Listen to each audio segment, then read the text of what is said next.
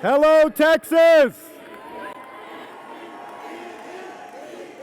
Thank you. Thank you, Wendy. Thank you for your leadership and for inspiring so many millions of Americans, especially young women and girls, to reach for their dreams. And thank you for just being awesome. To Chairman Hinojosa, Bexar County Chairman Medina, who is hosting us, to Crystal Perkins, our distinguished state and local elected officials, and to all of you, my fellow Texas Democrats, bienvenidos a San Antonio. Welcome to San Antonio. I'm glad to be here tonight with the loudest, fiercest, proudest, hardest working, most resourceful, most determined Democrats in the entire United States of America. I want to give a special shout out to my brother, Joaquin, who's chairing this convention,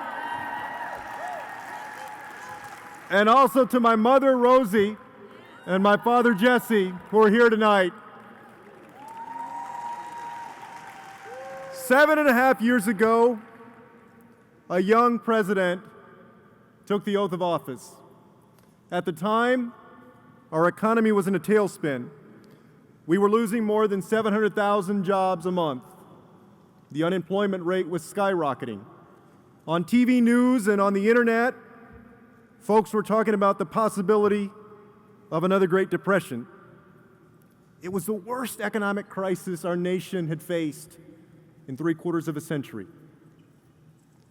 Then our president rolled up his sleeves and got to work, and he led a turnaround.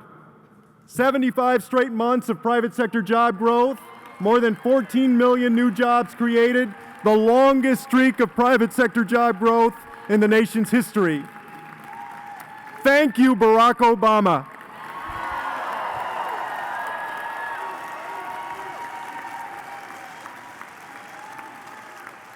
Thanks to his leadership, we'll never go back to the days when a family could go bankrupt because their child got sick.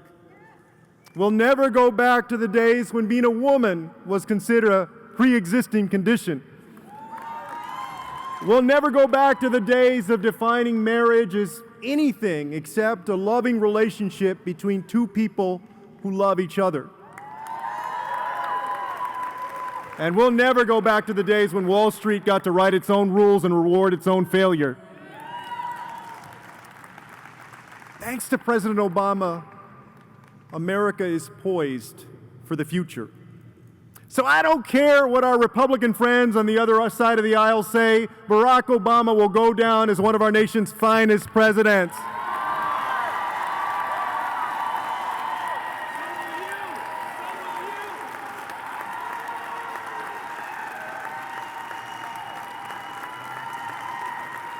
Tonight, I'm excited to speak in support of a woman who will make our future even brighter. I commend Senator Bernie Sanders for the wonderful, powerful, important voice that he brought to this campaign. In March, Texas Democrats voted to make Hillary Clinton the presumptive nominee of the Democratic Party and the next president of the United States of America. In the best tradition of public service, Hillary has dedicated her life to fighting for fairness. As a young woman out of law school, Hillary could have gone to work at a high-powered firm in New York or LA, but she decided to go to work at the Children's Defense Fund to make sure kids with disabilities were enrolled in school. She went undercover in Alabama to expose segregation that still existed in public academies.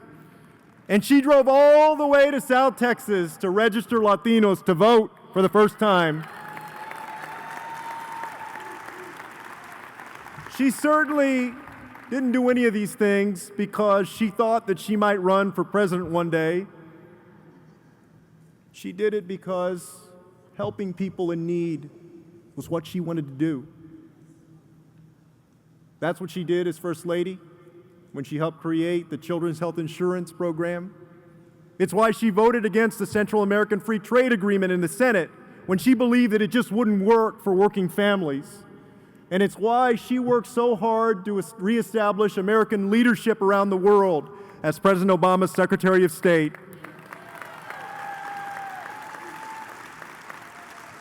Now, even though we've made tremendous progress in this country, you and I still know that we have plenty of unfinished business ahead of us.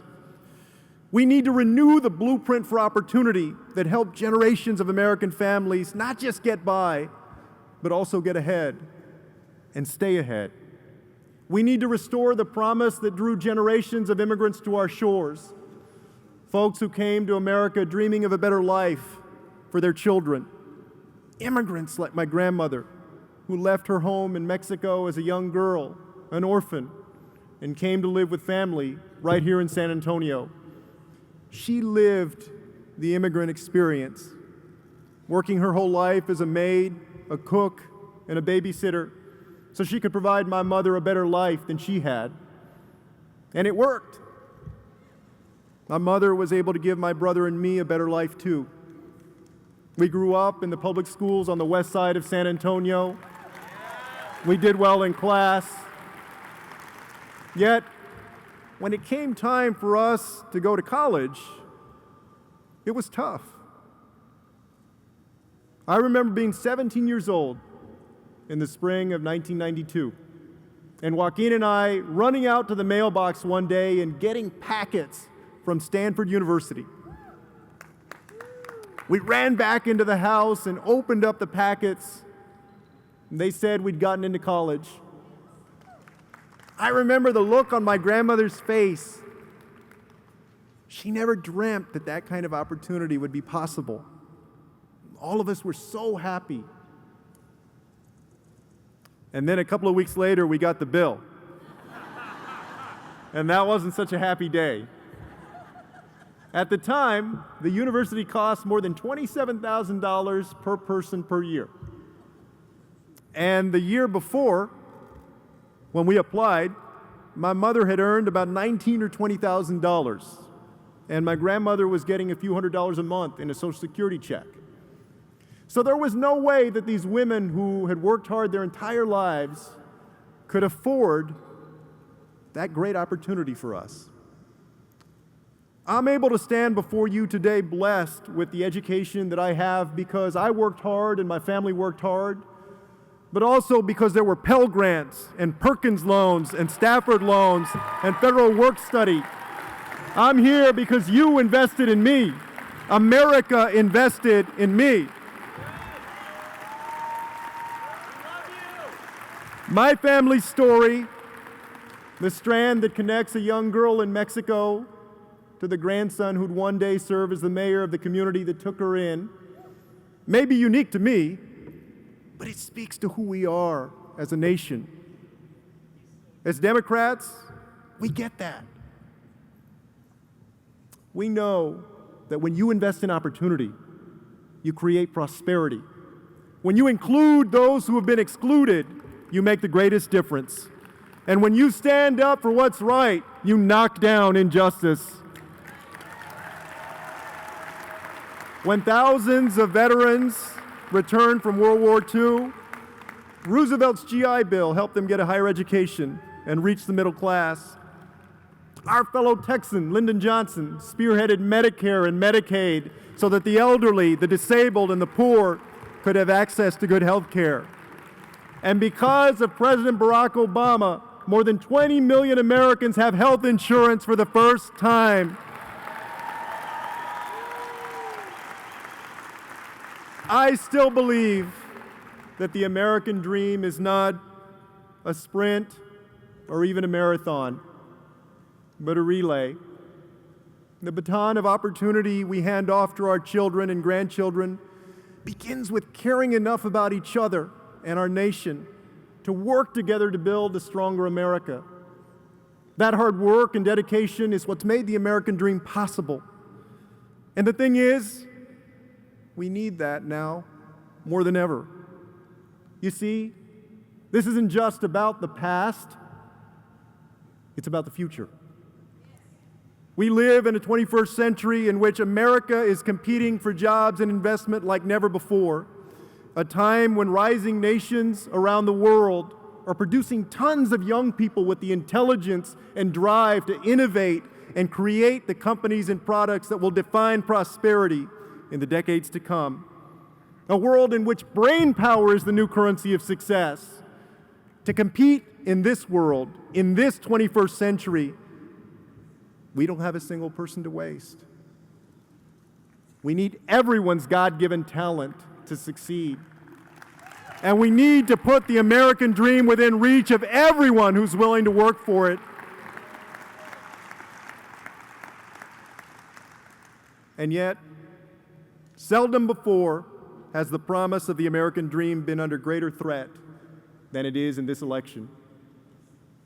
We're facing a Republican nominee who claims to want to, quote, make America great again by violating all the principles that made America great in the first place. A good president unites Americans to make progress together. But Donald Trump has spent the last year trying to divide us for his own political gain. He believes that an American-born judge can't do his job because of his Mexican heritage. He wants to ban Muslims from entering the country. He's insulted women, mocked the disabled, scoffed at POWs.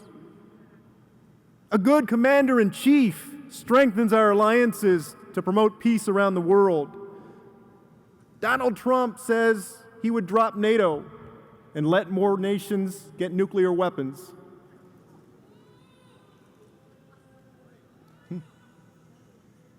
A good public servant serves the people, not himself.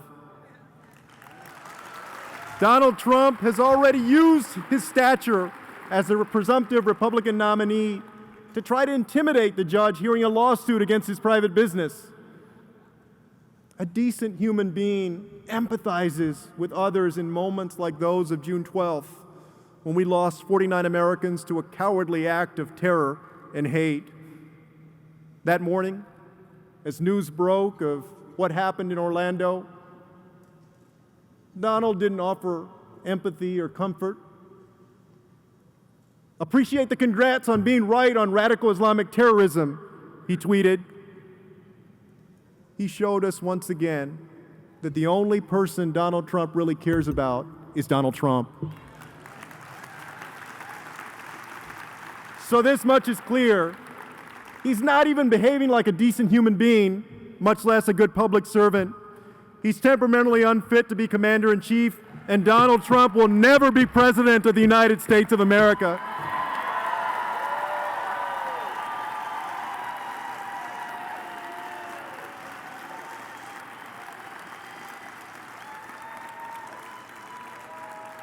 The good news is that you can do something about it. Now, I'm a proud Texan. I think this is the greatest state in the union.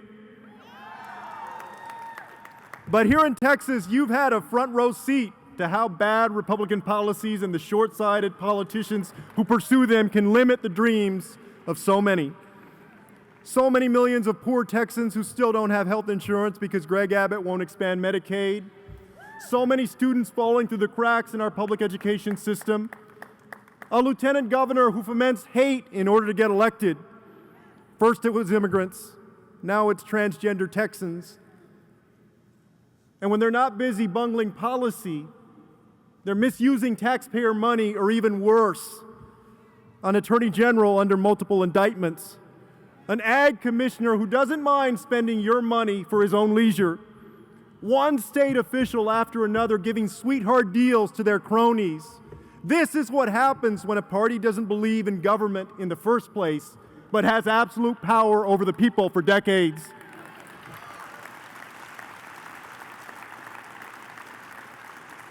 You know, they used to brag that Texas was doing so much better than big, bad, liberal California. But Texas Republicans managed to bungle that too. Because today, California is kicking our butt in job creation and economic growth. Thank you, Greg Abbott. Maybe we should, as Joaquin says, trade him for Governor Jerry Brown. I'm sure we'd get more effective leadership. So, I know a lot of folks here tonight have been at this for a long time. And I bet sometimes you get to asking yourself, why in the world am I still doing this?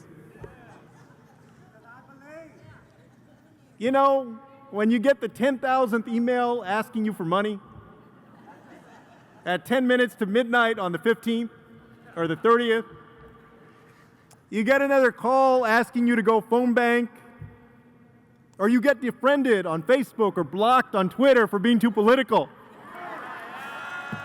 When you've sunk to the low of Instagramming pictures of campaign office food, or you know, when you go block walking and you knock on the door and through the corner of your eye you see the blinds move. You know they're there and they know you're there, but nobody's answering the door. At those times, remember why we're here. We're here because we believe in opportunity for all and exclusion of none. We're here because we believe that God has vested in every child the potential to do amazing things, and we want to help make those things possible. We're here because we know that, as President Obama has said, people around the world don't look first to Moscow or to Beijing for leadership. They look to the United States of America.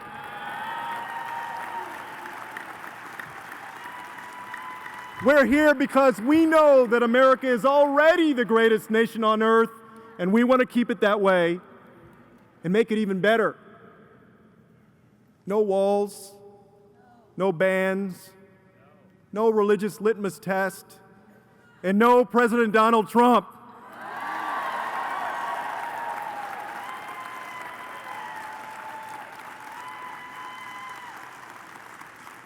One morning a few years ago, Erica and I were getting ready for school with our daughter, Karina. One of those morning shows was on in the background, and some footage of President Obama came on TV. Now, y'all know that I'm so proud of President Obama, as you can probably tell. And so I blurted out, "Look, Karina, it's the president. You can be president one day." And she said right away, "That's for boys." Now, I shook my head and I said, "No. You can be a doctor, you can be a lawyer, you can be an engineer, a teacher. You can be anything you want to be. And you can be the president too." Now, Karina isn't the only child who's ever thought that. And that's because even though women in America have come a long way, we've still never had a woman in the Oval Office. And it matters. It's a milestone for all of us who care about our little girls, who want them to believe that they can be anything they want to be, even President of the United States. Hillary Clinton has worked for decades to improve the lives of children and of families. She knows the struggles of balancing work and family. She understands the panic when your kid is sick or your child care falls through. She sat down at kitchen tables with women all over the world, listening to their stories and learning about their lives. Hillary has a passion for helping families succeed, and she knows how to get the job done. So, I look forward to being with Karina on election night in November.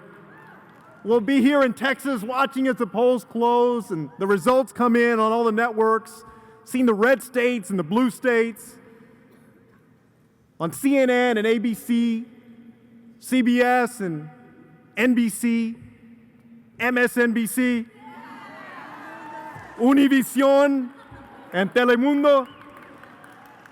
But I really can't wait for the moment on Fox News